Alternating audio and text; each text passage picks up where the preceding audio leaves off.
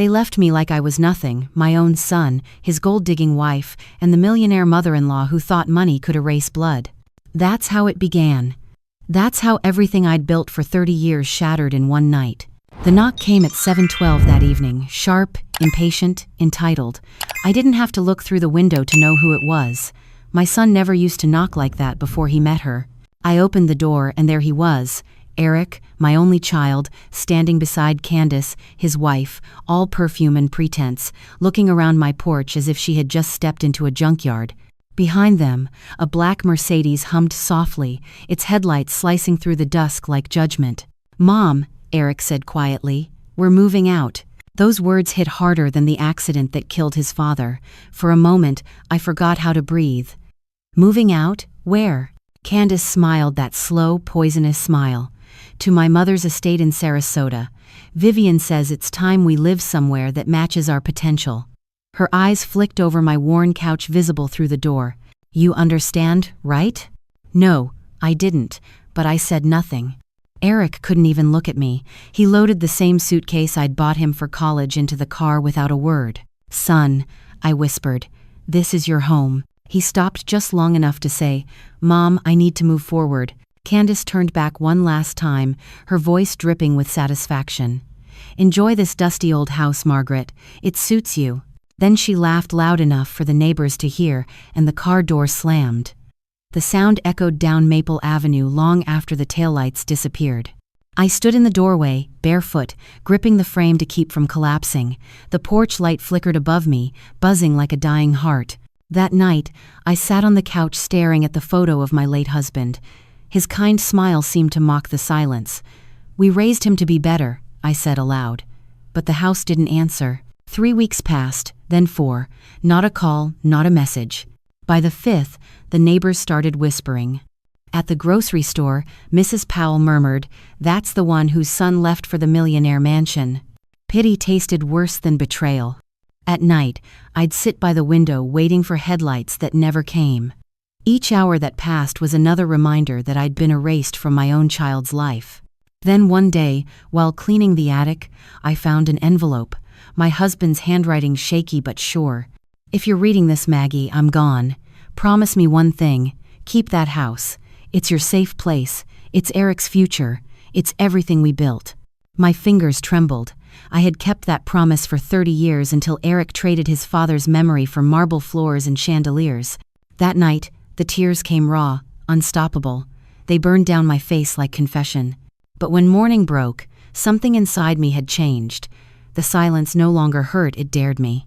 I brewed strong coffee, threw open every curtain and said to the empty room, "Fine, let's see what I can do without them."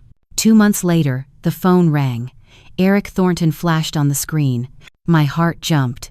Maybe he'd realized his mistake. Maybe he was coming home. "Eric?" I said, voice trembling. "Hey, Mom." His tone was wrong, flat, businesslike. "I need a favor. $5,000. Just for a couple months. I'll pay you back." I froze.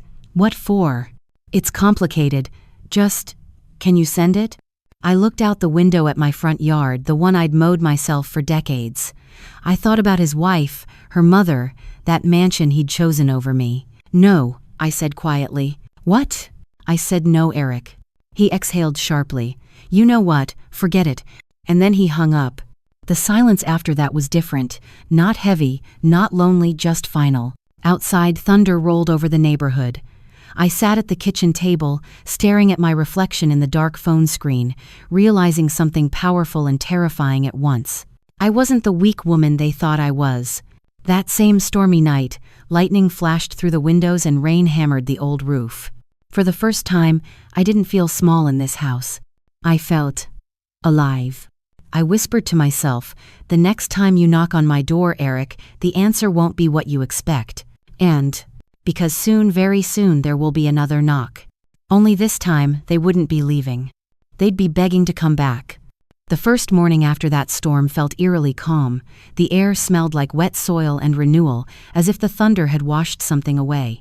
Margaret Thornton stood by her kitchen window, a mug of black coffee steaming in her hands.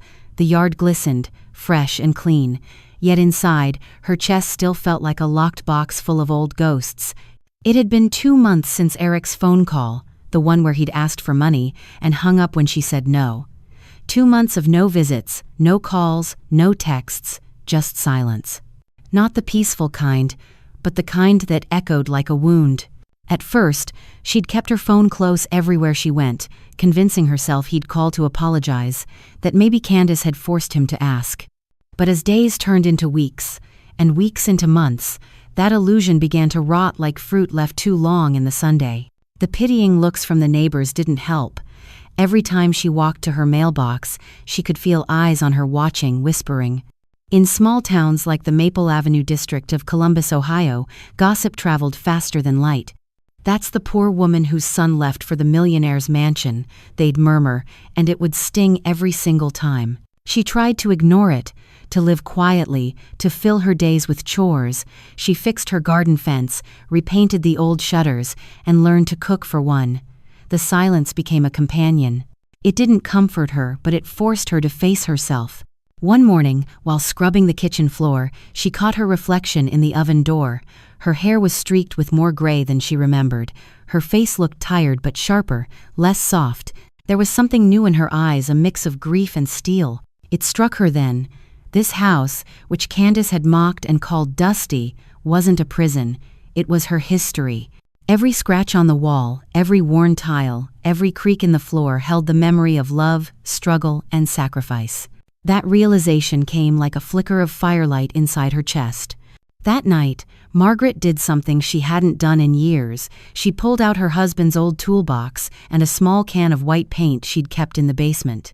She opened the lid, stirred the paint, and began brushing the front porch railing. With every stroke, something shifted inside her. It wasn't just wood she was renewing, it was herself. For years, she had lived her life through others. For her husband, she had been patient. For her son, she had been generous. For Candace, she had been silent. But for herself, she had never been anything. The next morning, she woke up sore, but strangely alive. She cleaned, repaired, painted, rearranged furniture, fixed light bulbs, and trimmed the garden. She even went to the local thrift store and bought herself a floral dress and a used radio. Mrs. Carol Jenkins, her kind neighbor, dropped by with fresh muffins one afternoon. "Maggie, honey, you're working yourself to death," she said, peering into the newly painted living room.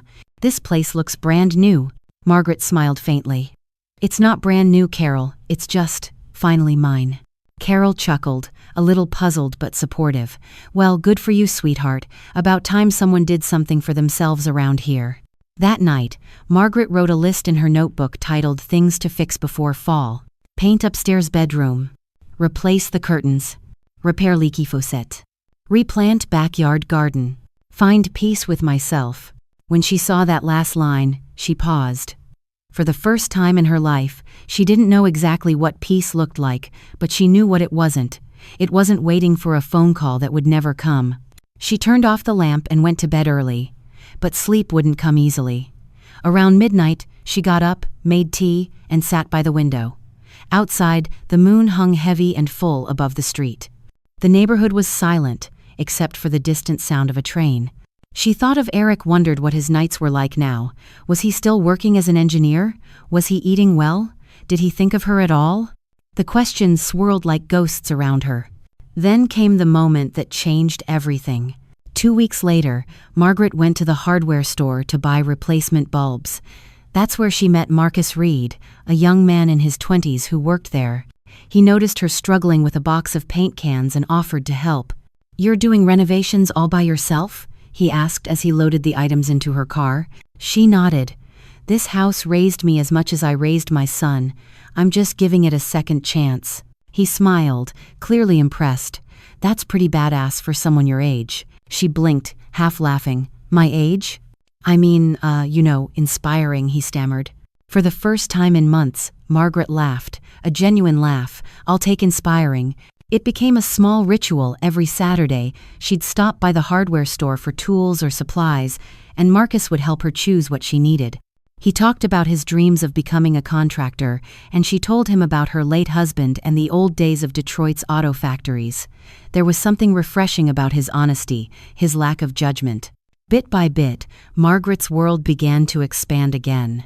One evening, she stood in her backyard, watching the sun set behind the maple trees. The paint had dried, the new curtains glowed softly in the windows, and the flowers she'd planted were starting to bloom. The house looked alive again, and so did she. But something was missing. Something she hadn't allowed herself to feel in years. Pride.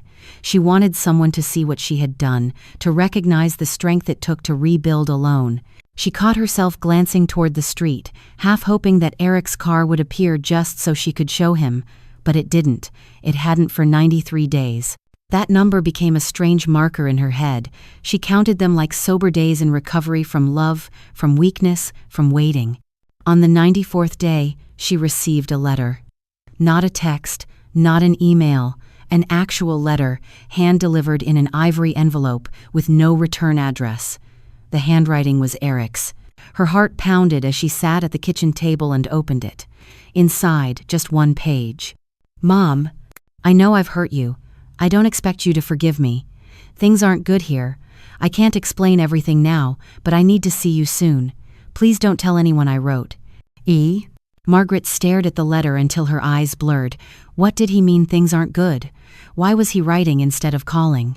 Fear and anger wrestled in her chest. A mother's instinct screamed to go find him. But another voice, colder and wiser, whispered, "Don't rush to rescue him again. Not yet."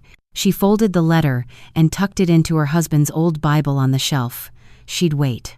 But waiting didn't stop her mind from spinning. What if Candace had left him? What if Vivian had turned on them?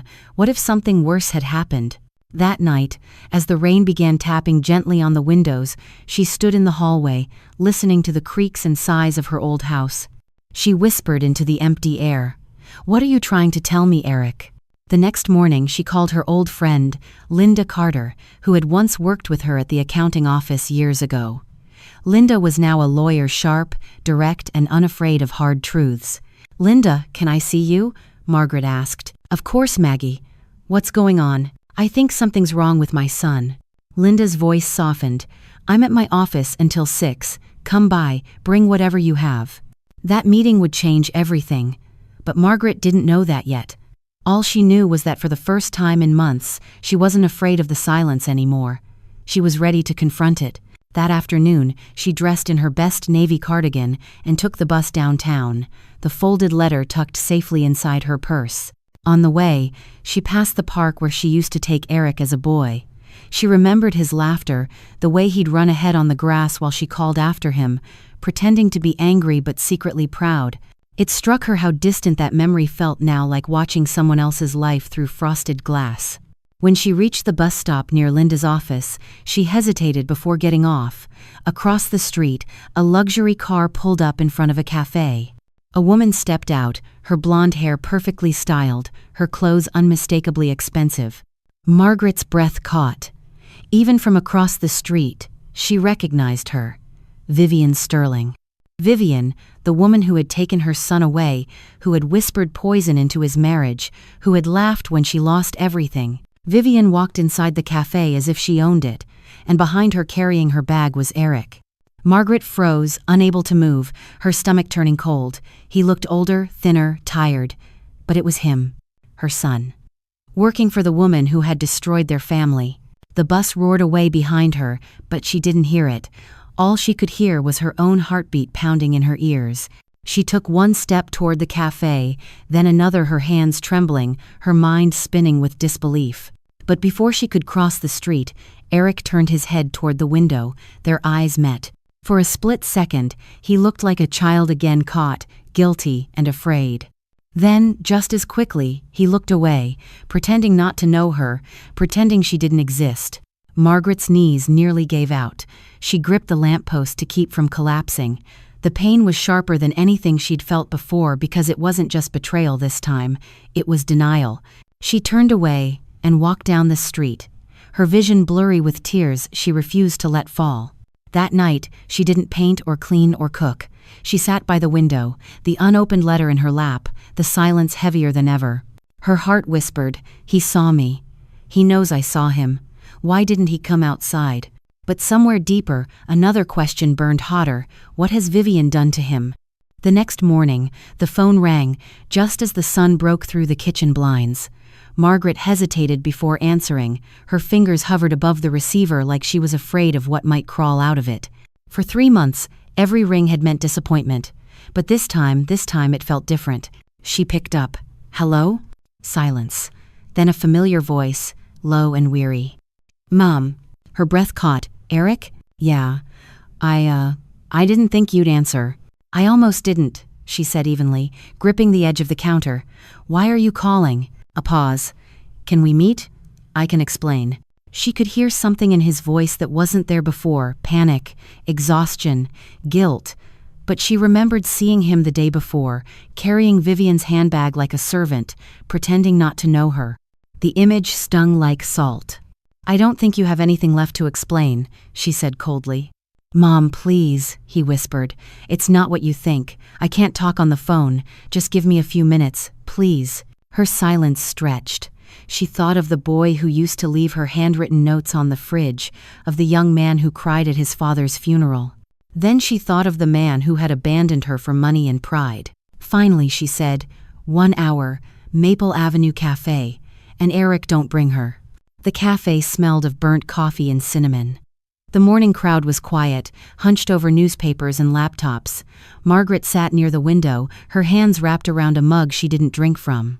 She'd chosen the same cafe where she'd once taken Eric for breakfast before his first job interview.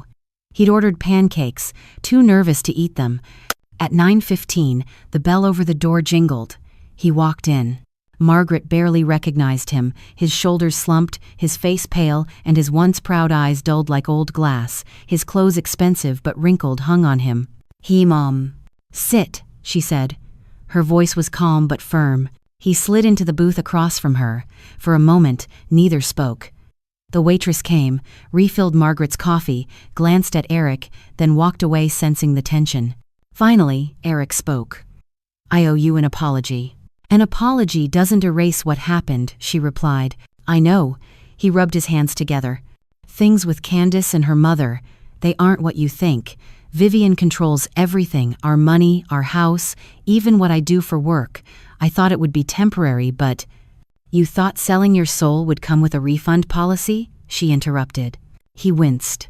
"I made mistakes, I know that, but I need your help." Her eyes narrowed. "Help?" He leaned forward, lowering his voice. "Vivian's company is under investigation. She's been using my name on her financial documents, tax filings, property transfers. I didn't know until it was too late." Margaret froze. "She forged your name?" "Yes, and if it comes out, I'll take the fall. She already told Candace that if I don't stay quiet, we'll both be ruined."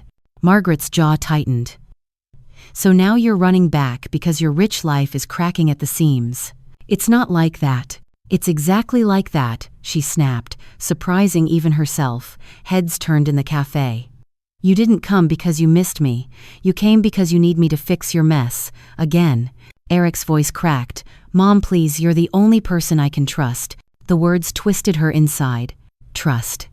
The same word he'd thrown away when he walked out. She stared at him for a long moment, then said quietly, "No." He blinked. "What?" "I said no, Eric. I will not fix this for you."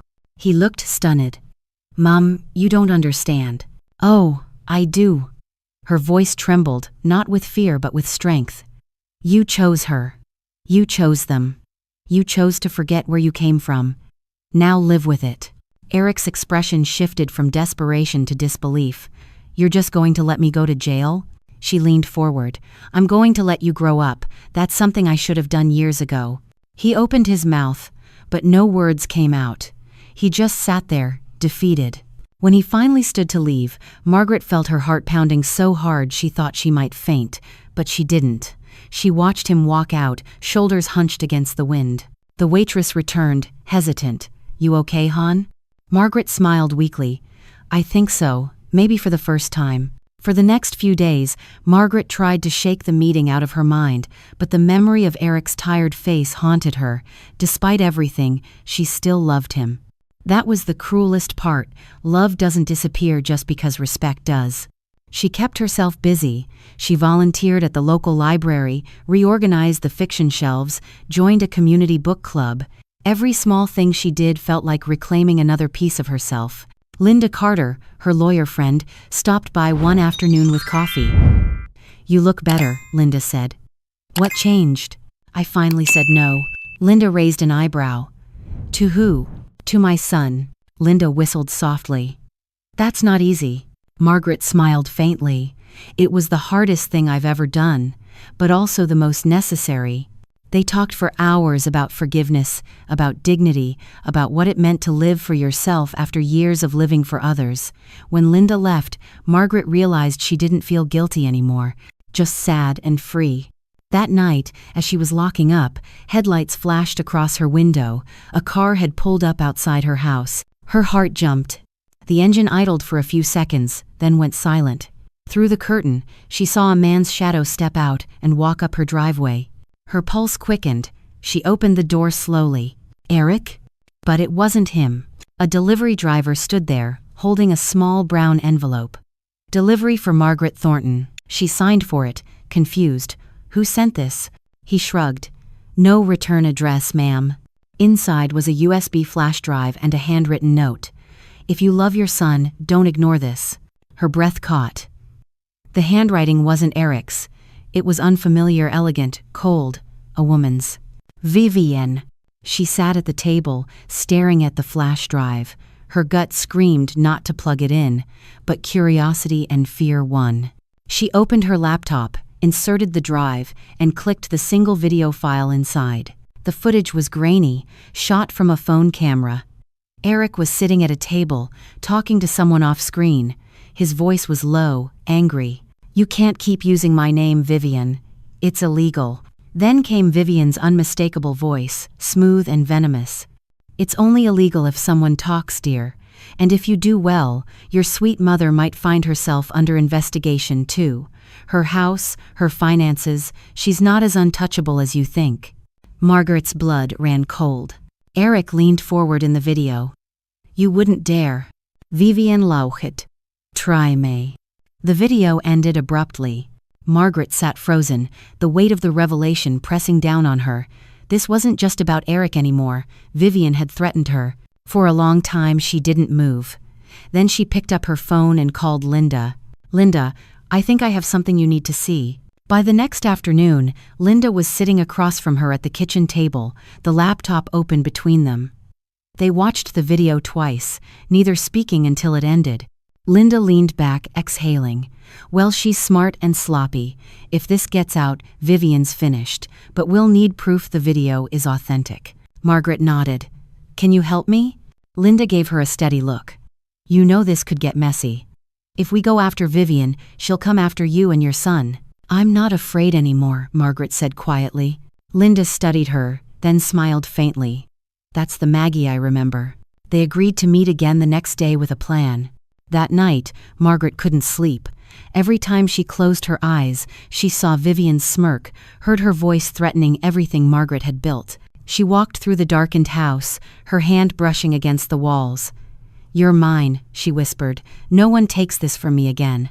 But even as she said it, she couldn't stop thinking about Eric, how lost he had looked. How scared. Maybe, she thought, this wasn't about saving him anymore. Maybe it was about saving both of them. The next morning, as Margaret stepped onto her porch, she saw something on her doormat, a single white envelope, sealed with a wax crest shaped like a V. Her stomach dropped. She picked it up carefully, hands trembling. Inside was a short message typed on fine paper.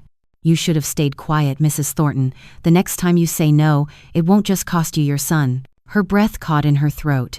She looked up and scanned the empty street. No cars, no people, just the wind rustling through the maples. She turned the letter over and froze. On the back was a printed photo of her house, taken from across the street. Someone had been watching her. The rain came down in slanted sheets that afternoon, turning the quiet streets of Charleston into gray ribbons of reflection. Margaret stood by the window, holding the threatening letter in one hand and her phone in the other. She had read it a dozen times, her mind spinning through every possibility. Vivian wasn't bluffing. The woman had the money, the power, and worst of all, the audacity. If Vivian was bold enough to send that note, it meant she wasn't afraid of being caught. Margaret finally dialed Linda's number. Linda. It's me. Her friend's voice came, steady but alert. Did something happen? Someone left another message. She's watching me. A pause. Then, lock your doors, Maggie. I'm on my way. She hung up and turned the deadbolt, her reflection ghost-like in the window pane. Outside, thunder rolled across the horizon like the growl of something ancient.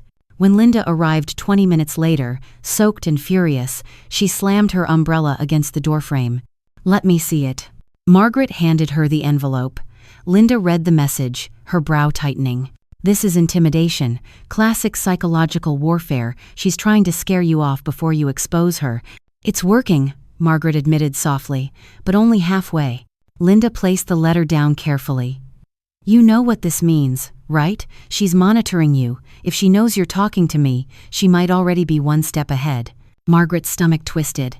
What do we do? We get proactive, Linda said, her lawyer's tone returning. If she's bold enough to threaten you, she's desperate. Desperation leads to mistakes. She leaned in, voice low. We need to find Eric. The next morning, they started searching. Linda contacted a private investigator she trusted, an ex-cop named Ray Colson. He was tall, quiet, with a face like weathered stone and a habit of tapping his pen whenever he thought too hard. Vivian Price, he muttered, scanning the details Linda had given him. Wife of investor William Price, deceased 5 years ago, 2 stepchildren, lives in a gated community off Harbor Drive, known for hosting charity events. And known, Linda added, for forging financial documents. Ray smirked. Sounds like a real Southern belle. Margaret slid the flash drive across the table. We have video evidence. I want to prove she's been blackmailing my son. Ray plugged it into his laptop. After a few seconds of silence, the grainy clip played, the one where Vivian threatened both Eric and Margaret. When it ended, Ray leaned back, his expression unreadable. Well, that's not something you see every day. Can it be traced? Margaret asked. Not easily, but I can find out where it was recorded. Give me a day or two. He stood, pulling on his coat. Don't go anywhere alone, Mrs. Thornton. If Vivian's watching, she might not be content with letters. That night, Margaret couldn't sleep.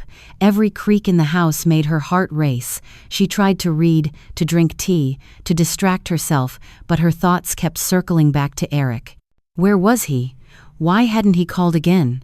Around 2 a.m., she heard something faint tapping against the window. She froze. For a long moment, there was silence. Then the tapping came again, louder this time. She slowly walked toward the window, her hands trembling. Pulling the curtain back, she saw a figure standing outside, drenched from the rain. Eric! Margaret rushed to the door and threw it open. Eric, what are you? He stumbled inside, soaked and shaking. I didn't know where else to go. She closed the door behind him, heart pounding. Eric, you're freezing. Sit down. He dropped onto the couch, dripping water onto the rug. His eyes were bloodshot, his lips pale. She found out, he whispered. Vivian, she knows I went to you. Margaret's breath caught. How? I don't know, he said, running a trembling hand through his hair. She has people everywhere. She took my phone, said if I didn't sign new documents, she'd ruin you. She has access to your financial records somehow. She said she could make it look like you helped her with the fraud. Margaret felt her chest tighten. That's impossible. She showed me papers, Mom, papers with your name on them. Her voice dropped to a whisper. My name? He nodded. Fake tax filings, transfers from your savings account to her company. She said she could make the IRS believe you were her accomplice. Margaret's legs went weak. She sat beside him. Eric, listen to me.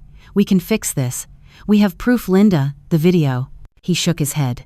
You don't understand. The video's not enough. She has everything else. Margaret looked at him carefully. Eric, what did you sign? He hesitated. Something she called a protective declaration, but I think it was another power of attorney. She said it was temporary. Linda's warning echoed in Margaret's mind. She'll come after you and your son. Eric, she said quietly, we need to fight back. I can't, he said, his voice breaking. She's dangerous. So am I, Margaret replied. The next day, Linda met them both at Margaret's house. She reviewed the situation, her tone clipped and professional. If Vivian's using your name, Maggie, we'll need to verify the documents through the IRS. Eric, do you remember where she keeps her files? She has a private office in her mansion, he said. Locked cabinet, password, protected computer. She keeps everything there.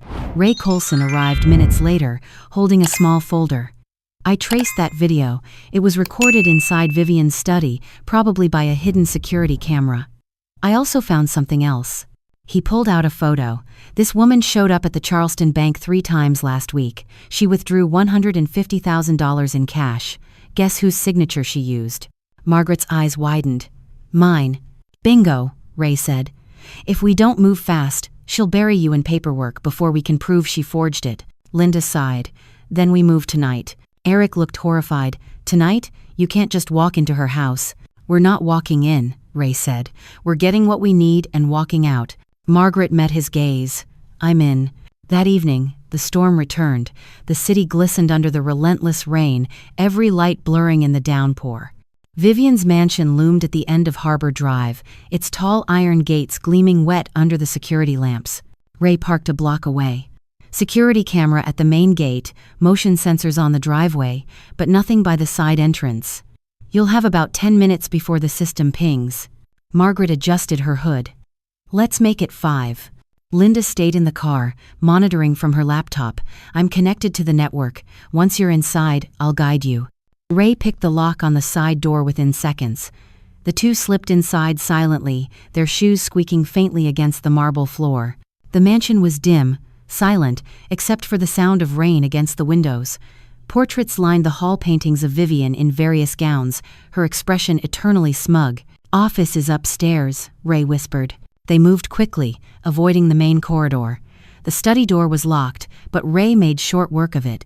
Inside, the room was immaculate, glass desk, tall bookshelves, and a painting of Vivian and Candace over the fireplace. Margaret's heart pounded as she approached the desk. She keeps everything here. Ray turned on a small scanner. We're copying her hard drive. Margaret's eyes fell on a folder labeled Financial Trust. Thornton. Her name. She opened it. Inside were scans of fake documents, wire transfers, investment accounts, tax returns, all showing her as a silent partner in Vivian's shell company. Her hands shook as she whispered, "She planned this from the start." Ray looked up. "Grab everything. We're leaving in 3 minutes." But before they could move, headlights flashed across the windows. Someone had arrived. "Get down," Ray hissed. They crouched behind the desk as the front door opened. Voices echoed down the hall, Vivian's sharp tone unmistakable. "I told you to stay at the hotel, Candace. I wanted to see what's going on. The police called about Dad's account. What did you do, Mother?" Vivian's heels clicked closer. "I told you, it's under control. As long as that old woman keeps quiet, no one can touch us." Margaret clenched her fists. "That old woman," Ray whispered. "We need an exit." The side door creaked. Footsteps. Candace's voice trembled. "Mom, are you sure?" "What if Eric is finished," Vivian snapped. "And if his mother doesn't stay silent, she'll wish she had." Margaret's breath caught. For a fleeting second, she wanted to step out, confront her, but Ray grabbed her wrist and shook his head. He pointed to the balcony door. They slipped through it quietly, the rain pelting them as they climbed down the lattice into the garden. Once they reached the car, Linda exhaled sharply. "You got it?" Ray held up the USB. "All of it." Margaret looked back at the mansion glowing in the rain. "It's not over," she said softly. "Not yet." Back home, they reviewed the files. The evidence was overwhelming proof of fraud, forged signatures, even recordings from Vivian's private calls. Linda organized everything into a secure case folder. "This is enough to destroy her," she said. "But we'll need to file it carefully. She'll retaliate the moment she realizes these files are gone." Margaret nodded. "Let her. I'm done hiding." Eric looked pale but determined. "I'll testify if I have to." Margaret smiled faintly. "That's all I need to hear." But as they celebrated, Ray's phone buzzed. He frowned. "What is it?" Linda asked. Ray's expression darkened. "Vivian just reported a break-in. She told the police the thieves stole financial records and accused you, Margaret." The room went silent. "She's already 1 step ahead," Linda muttered. Margaret's voice was steady. "Then we move faster." The air inside the Charleston County Courthouse was cold and sterile, the kind of chill that sank into bone and memory. Margaret sat in the waiting area, her hands folded neatly in her lap, the fluorescent lights above humming like a distant threat. Outside, reporters gathered, their cameras flashing through the glass doors. "Mrs. Thornton," one shouted, "is it true you forged documents under the Price family's trust fund?" Another voice cut in, "Did your son help you?" She didn't answer. She only adjusted the pearl pin on her coat, a gift from her late husband, and looked straight ahead. Beside her, Linda leaned in and whispered, "Don't look at them, they'll twist every expression into guilt." Margaret's voice was calm but low. "I'm not afraid of the truth, Linda, just of how far Vivian's lies can reach." Linda sighed, "We'll prove it, but Vivian's team is good, and she's pulling every string she's got." Inside the courtroom, the air buzzed with quiet tension. Vivian Price sat at the opposing table, immaculate in a cream suit and diamonds, her posture regal. Her attorney Robert Givens, one of Charleston's most expensive litigators, stood tall beside her, his smirk practiced and sharp. Across from them, Margaret sat beside Linda, who was sorting through folders filled with evidence. Eric was behind them, nervous but resolute, his hands gripping the bench in front of him. The bailiff's voice broke through the murmurs. "All rise for the Honorable Judge Karen Holloway." Judge Holloway entered, brisk and expressionless. She took her seat and adjusted her glasses. "This hearing concerns allegations of property fraud, forgery, and unlawful entry. The plaintiff, Mrs. Vivian Price, alleges that the defendant, Mrs. Margaret Thornton, illegally accessed her private residence and stole confidential financial records." "Mrs. Thornton, how do you plead?" Margaret rose slowly, her voice clear. "Not guilty, Your Honor." Vivian smirked faintly, crossing her legs. Givens went first. His presentation was a masterpiece of manipulation. Every word dripped with moral superiority. "Your Honor," he began, pacing the courtroom, "my client is a respected member of this community, a philanthropist, a widow, a woman who has dedicated her life to service. Yet this trust was violated by deceit and envy. The defendant, Mrs. Thornton, accessed confidential property, tampered with financial data, and attempted to smear my client's reputation with fabricated evidence." He turned toward Margaret, pointing subtly with his pen. "She claims to be the victim of some elaborate conspiracy, but the truth is simpler. This is a woman who couldn't let go of her resentment, who saw an opportunity to ruin another's success, and took it." Vivian lowered her gaze modestly, the perfect act of wounded dignity. When Givens finished, Judge Holloway nodded. "Defense?" Linda stood, spine straight. "Your Honor, the defense will prove that everything alleged against my client is false. We will demonstrate that the so-called stolen files were, in fact, forged documents created by Mrs. Price to conceal financial crimes. We will also show evidence of blackmail, intimidation, and identity theft, all orchestrated by the plaintiff." A murmur rippled through the room. Vivian's expression stiffened for a fraction of a second.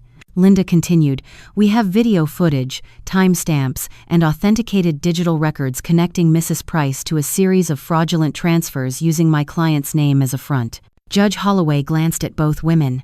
"Then let's see it." Ray Colson, the investigator, was called to the stand.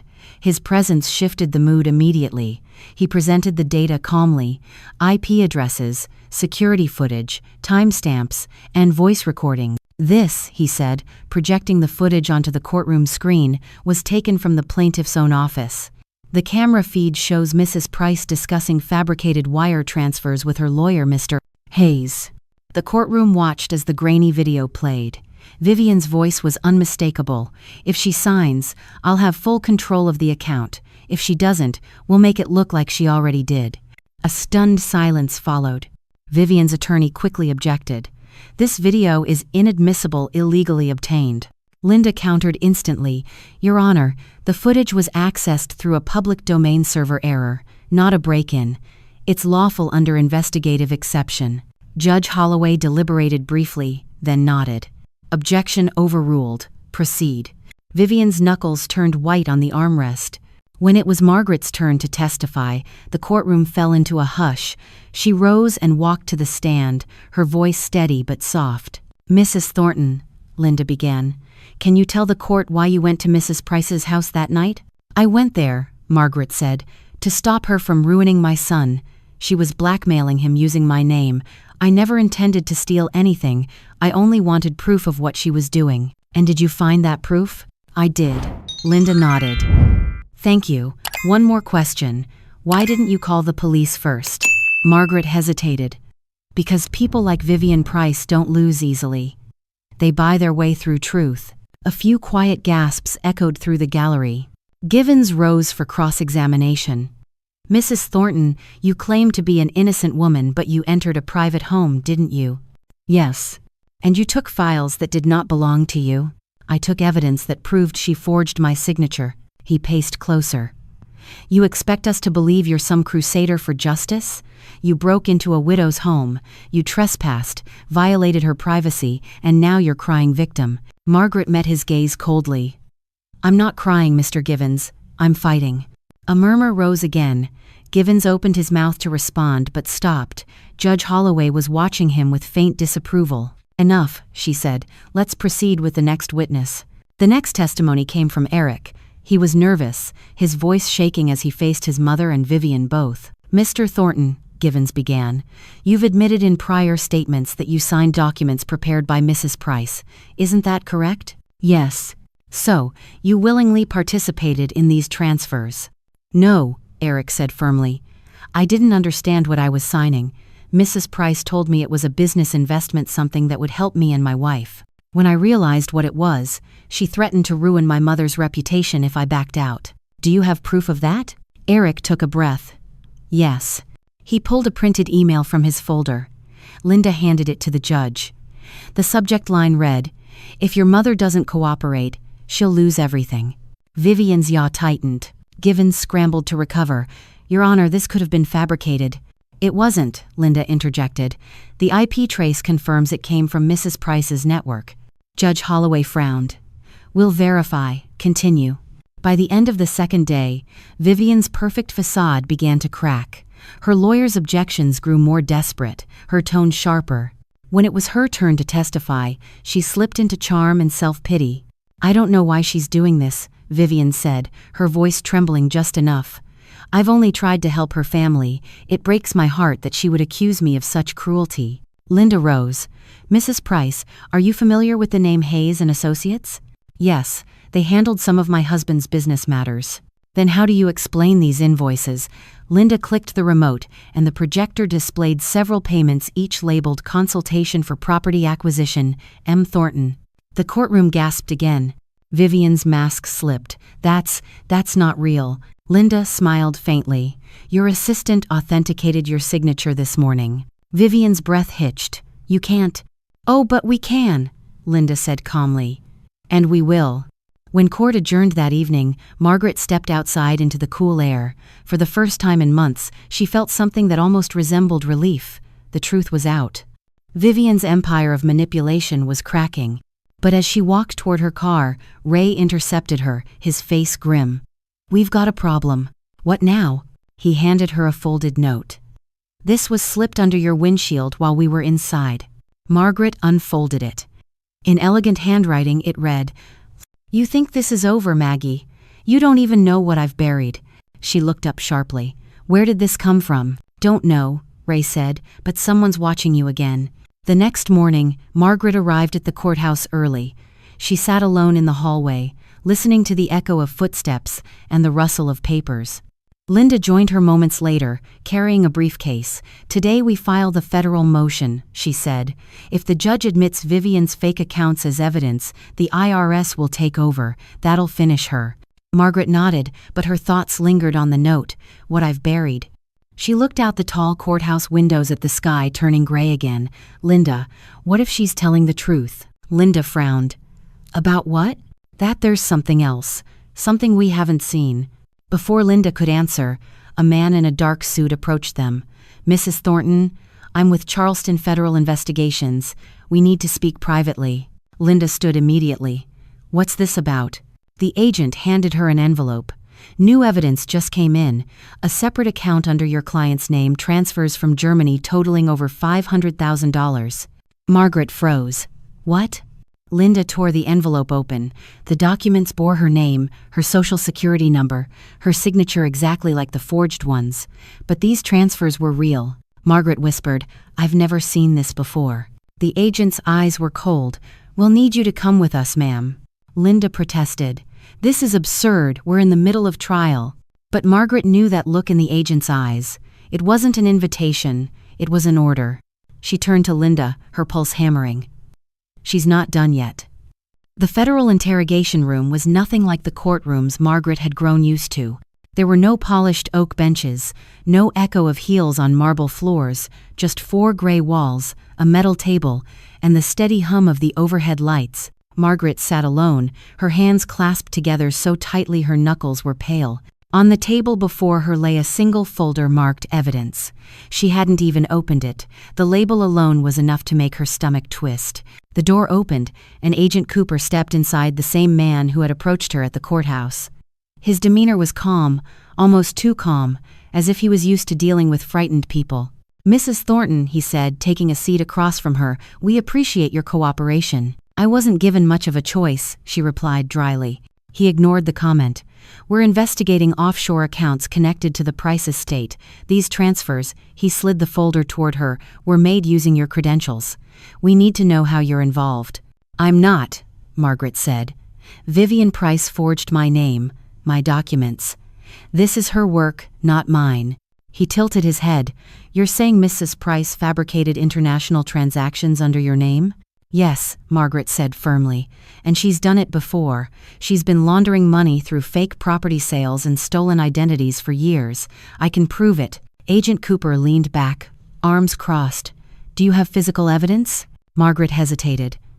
"Not anymore. The files I recovered were confiscated as part of the court proceedings." "Convenient," he said. Margaret's temper flared. "Do you think I'm lying?" "No," he said evenly. "I think you're being used, but I need something tangible, Mrs. Thornton, something I can take upstairs." Margaret exhaled slowly.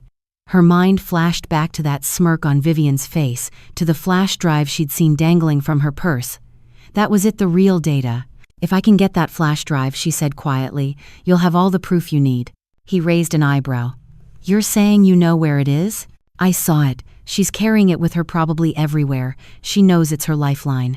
Agent Cooper studied her for a moment.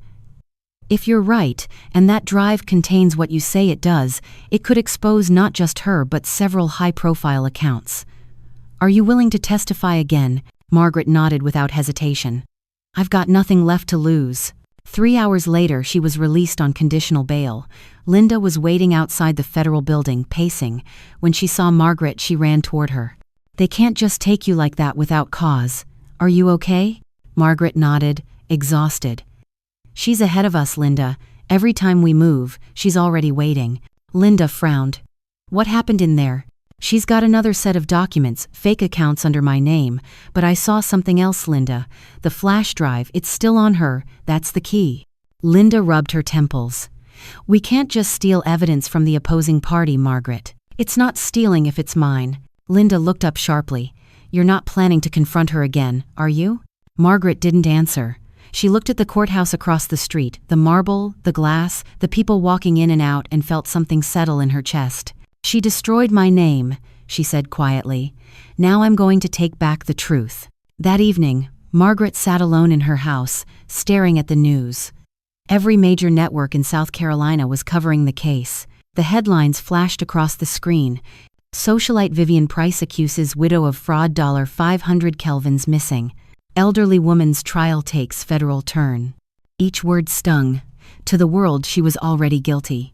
Her phone buzzed. It was Ray Colson. "You're on every channel, Margaret. She's got the media in her pocket." "I know," she said. "You want me to dig again?" "Yes. But this time, not into her finances, into her people.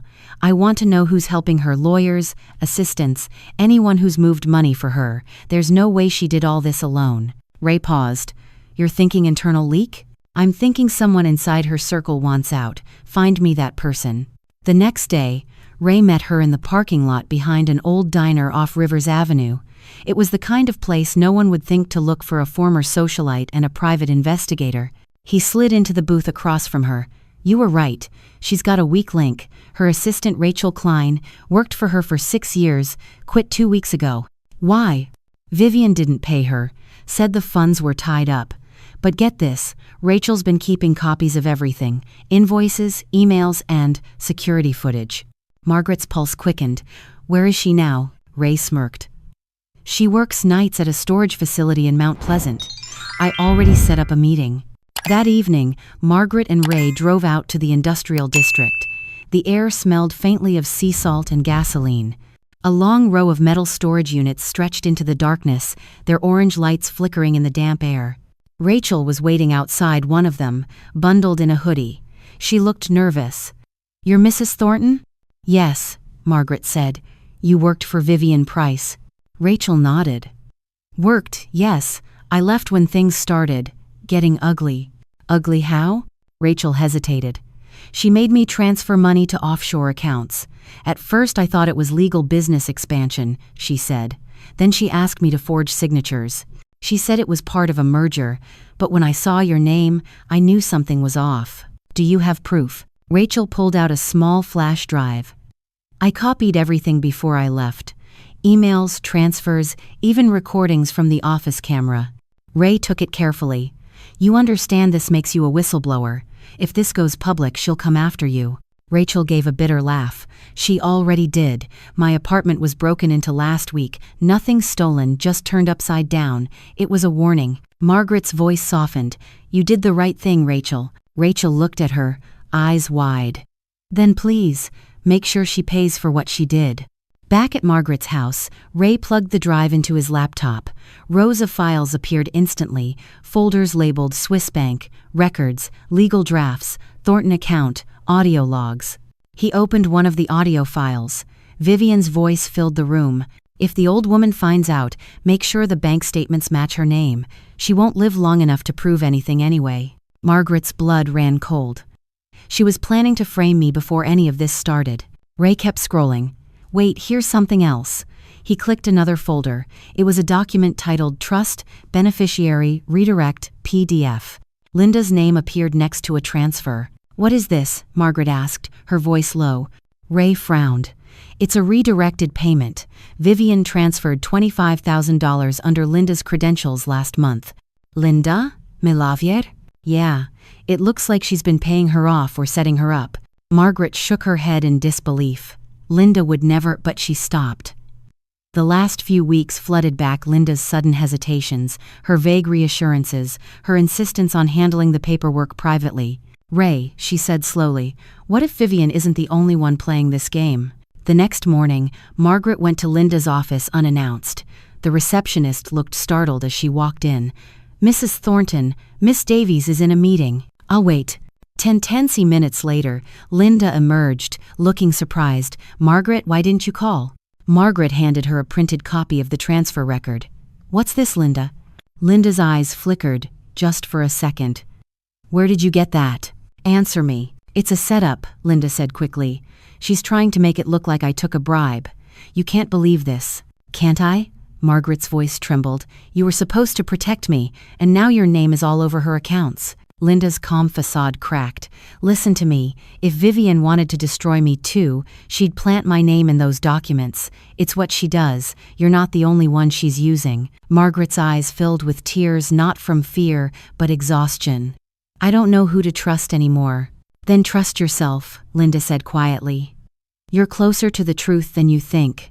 But if you go after her again, make sure you win, because she won't let you survive another round." That night, Margaret couldn't sleep. The rain hammered against her windows, the kind of relentless southern storm that seemed to echo her thoughts. She sat at her desk, staring at the folders Ray had printed. Every line of text was another scar, another betrayal. Vivian had turned her life into a weaponized lie, and Margaret was done being prey. She picked up the phone and called Agent Cooper. "I have new evidence," she said, "and I'm ready to finish this." The next morning, they met in a quiet federal office downtown. Cooper examined the files, his expression unreadable. "This is big," he said finally. "If it's authenticated, we can issue an arrest warrant within 48 hours. Margaret exhaled. "Do it." "But there's a problem," Cooper added. "Someone tipped her off. She's on the move. Left her Charleston residence this morning. Margaret's heart pounded. Where? Headed north. Private jet out of Raleigh. She's running. Ray, who'd joined them, slammed his fist on the table. She's not getting away again. Margaret stood. Her voice was calm, but her eyes burned. Then we go after her. They drove through the night, following Vivian's trail through South Carolina's back roads. Every mile closer felt like years of pain tightening into one final reckoning. At dawn, they reached a small private airfield. The rain had stopped, leaving the runway slick and gleaming. A sleek black car was parked near a waiting jet. Margaret saw her Vivian Price, in her cream suit, standing beneath an umbrella. Calm, poised, untouchable. Ray whispered, "She's boarding." Margaret stepped out of the car before he could stop her. "Vivian," she shouted. Vivian turned, and for a moment, surprise flashed across her face, quickly replaced by amusement. "Still chasing ghosts, Maggie?" "You're not leaving," Margaret said. "Not this time." Vivian tilted her head. "And who's going to stop me? You?" Agent Cooper appeared behind her, badge raised. "Actually, ma'am, that would be us." Two federal marshals approached. Vivian's smirk faltered as they handcuffed her. Margaret stood motionless, watching as Vivian's empire crumbled under the weight of her own arrogance. "You think this changes anything?" Vivian hissed as she was led away. "You think you've won? Look deeper, Margaret. There's more than me in this game." And with that, she was gone, swallowed by the flashing lights of federal vehicles. The rain hadn't stopped by morning.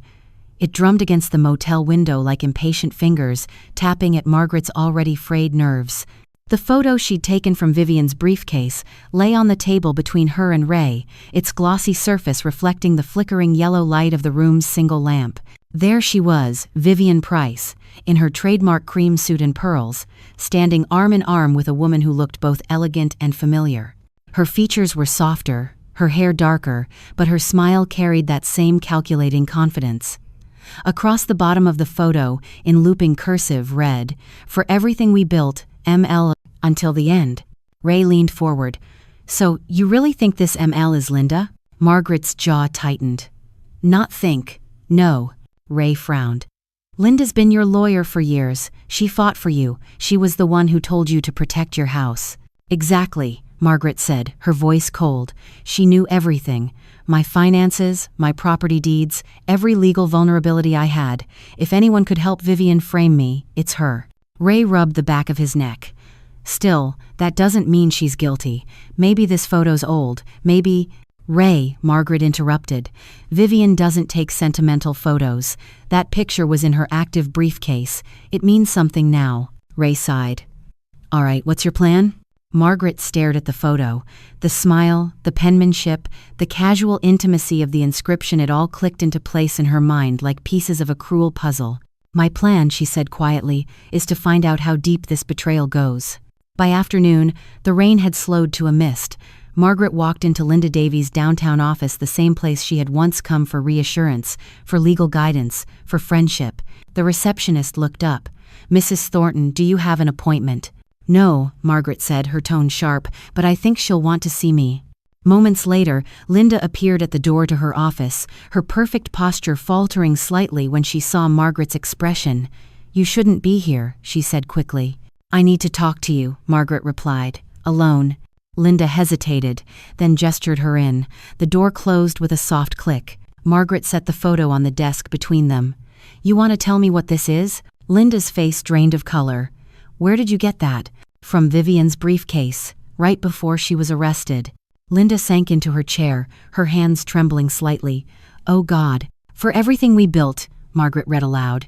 "That doesn't sound like two women who barely know each other." "It's not what you think," Linda said, her voice barely above a whisper. "Then tell me what I should think," Margaret snapped. "Because from where I'm sitting, it looks like my lawyer and the woman who destroyed my life were business partners." Linda closed her eyes. "It started years ago. I was in debt. Student loans, medical bills, I was drowning. Vivian helped me. She paid off everything in exchange for one thing, access. I was supposed to introduce her to clients, help her find vulnerable people she could invest in. Vulnerable people like me," Margaret said bitterly. Yes, Linda whispered. At first it was just introductions. I didn't know what she was doing. She said it was legal consultancy. By the time I realized the truth, I was already part of it. Margaret's stomach churned. You used me. Linda's eyes glistened. No, Margaret. She used both of us. I wanted to stop her, but she had everything on me: records, payments, fake accounts. If I turned against her, she'd ruin me too. Margaret's voice trembled with restrained fury. And you let her ruin me instead. I tried to fix it. Linda's tone cracked. That's why I helped you contact the feds, why I told you to keep documentation, why I stalled her lawsuit. I thought I could trap her from the inside, but she always stayed one step ahead. She found out I'd been talking to an investigator. That's when she started threatening me. Margaret took a slow, shaking breath. You had every opportunity to tell me the truth. Linda leaned forward, tears spilling over now. And if I had, she would have killed the case and both of us along with it. You have to believe me, Margaret, I didn't want this. Margaret stood, the photo clenched in her fist. Believe you? I believed you when you told me my son would never betray me. I believed you when you said we'd win in court. I'm done believing, Linda. Linda's voice dropped to a whisper. Please, there's something you need to see.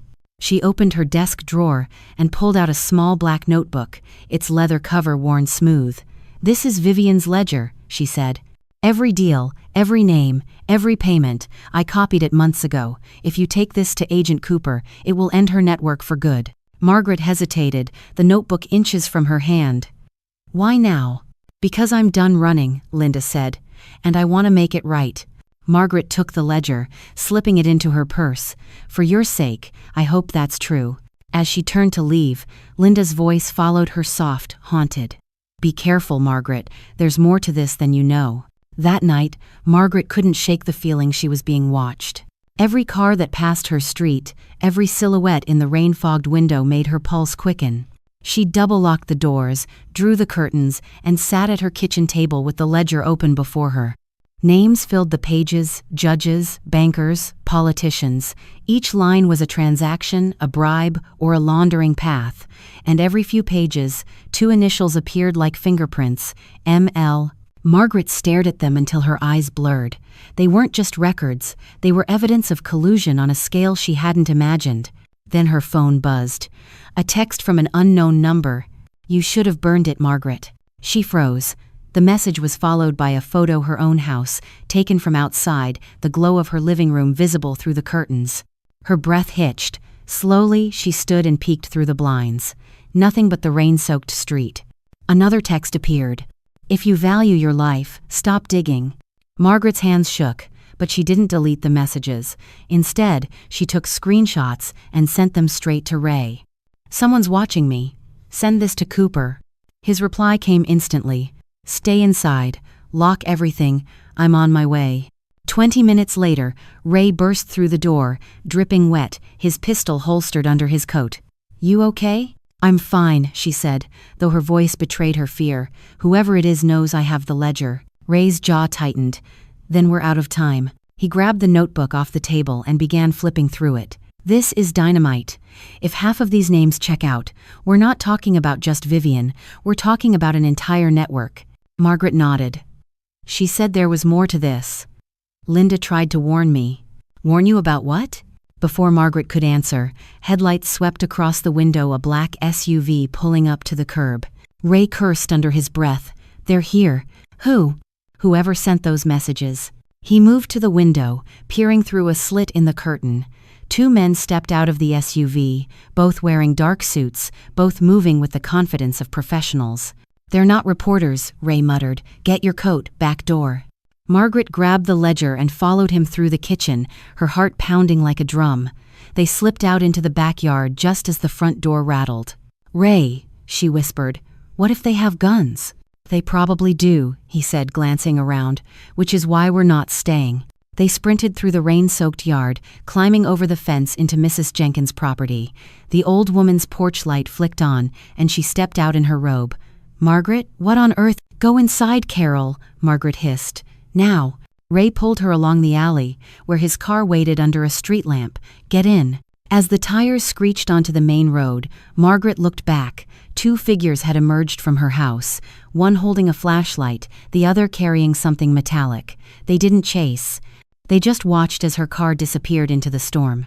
They drove for nearly an hour before stopping at an all-night diner outside Columbia. Ray killed the engine and turned to her. "We can't go back. They'll have the place staked out." Margaret stared blankly out the windshield. "My home, it's all I had left." "We'll get it back," Ray said softly. "But right now we need to get this ledger to the feds." She nodded, pulling it from her purse. The pages were damp but intact. "Do you think they'll listen?" "They'll have no choice." As they entered the diner, the bell above the door chimed. A few truckers sat at the counter, the smell of coffee and grease filling the air. They found a booth in the back, away from the windows. Ray spread the ledger open again. "We need to make copies. I'll scan it at the motel tomorrow." Margaret took a sip of coffee, her hands trembling slightly. "Do you think Linda's safe?" Ray hesitated. "I don't know, but if she was tied to Vivian that long, she's probably in danger too." Margaret stared down at the ledger, then whispered. "She said she wanted to make it right. Maybe she already did." Ray frowned. "What do you mean?" Margaret turned the last page. Scrawled at the bottom, in rushed handwriting, was a note. "If you're reading this, I'm sorry. They're coming for both of us." Her heart sank. "Ray, this wasn't Vivian's handwriting." Ray looked closer, the slanted letters, the looping L's. "It's Linda's." Margaret's throat tightened. She knew she wouldn't make it. The sun rose over Charleston in muted gold, glinting off the marsh water that stretched endlessly toward the horizon. For the first time in months, the storm had cleared. The world seemed quiet, deceptively so. Margaret watched the city awaken through the window of Ray's car, her reflection pale and determined against the morning light. In her hands, the ledger rested like a living thing, heavy, dangerous, breathing with secrets. It was no longer just evidence. It was the sum of everything she'd lost and everything she still had to fight for. Ray's voice broke the silence. "Cooper's waiting at the field office. You ready for this?" Margaret nodded slowly. "I've been ready since the day they took my name." The Charleston Federal Bureau headquarters was an austere building of glass and steel, cold in the way justice often feels when it's too late. Inside, Agent Cooper stood by a long conference table, papers spread before him.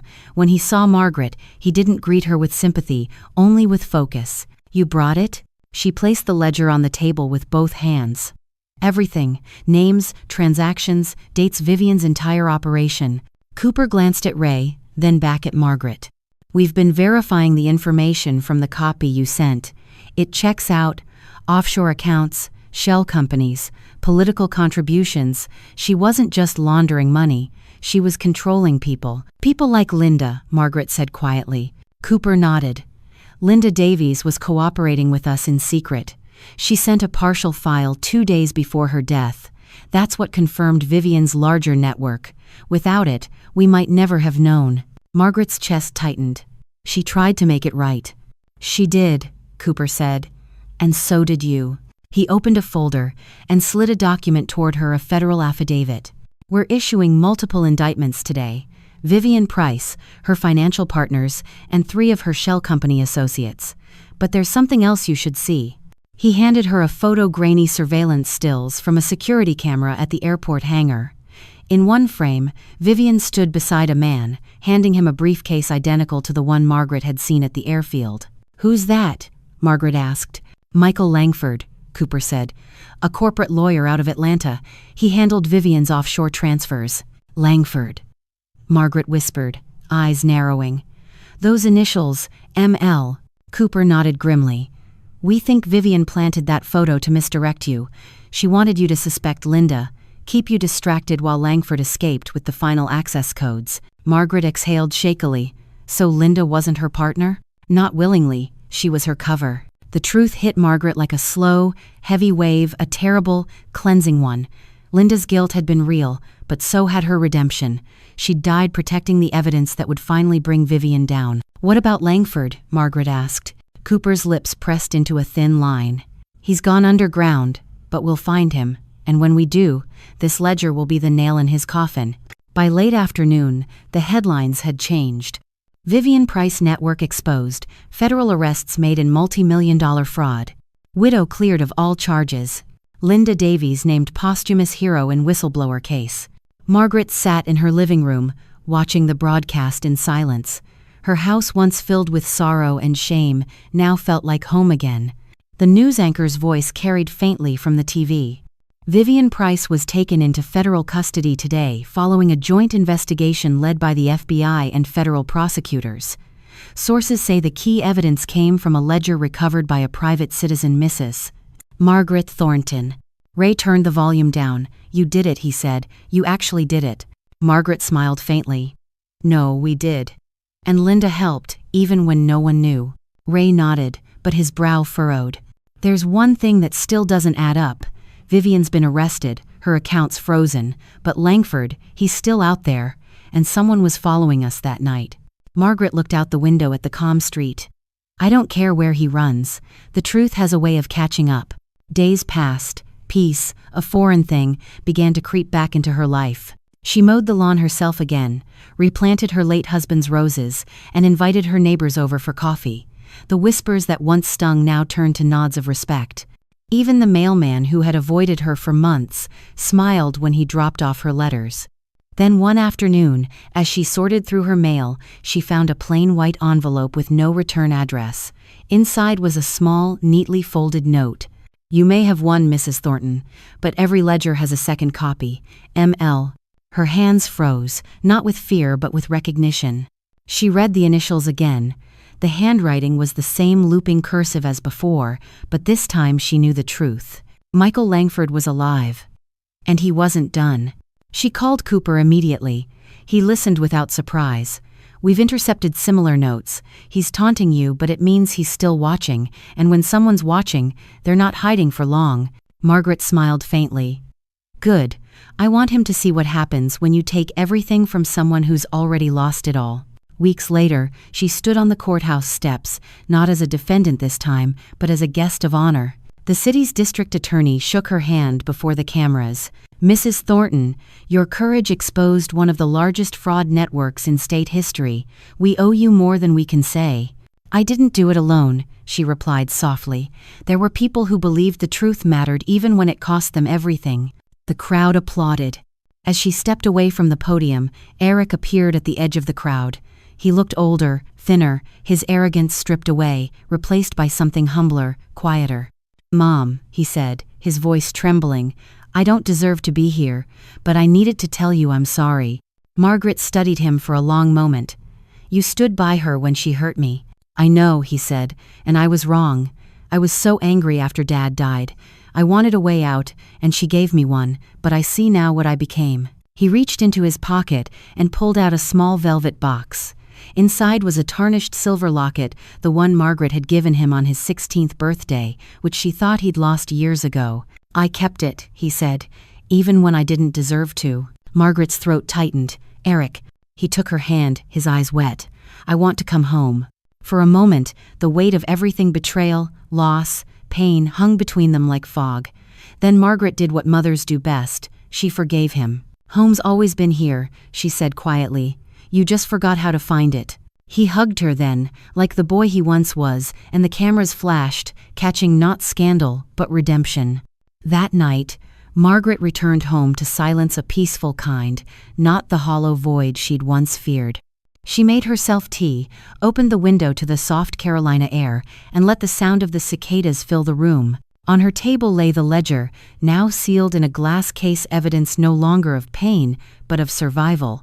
Next to it sat a framed photo of Linda and her, taken years ago after winning a local charity case. She smiled at it. "Rest easy, my friend," she whispered. "We finished it." A week later, Ray stopped by with news. "They got him," he said, grinning. "Langford, picked up in Atlanta, trying to board a flight under a fake passport."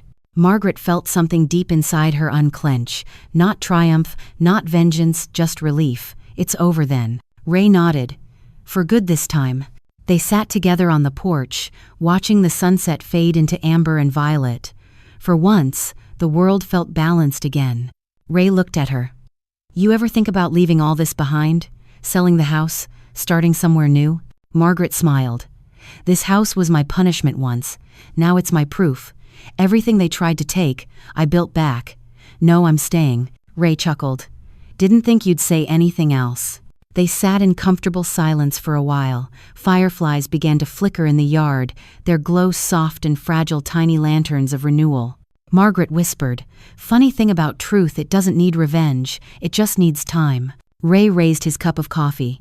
To time then, she lifted hers, and to second chances. SS,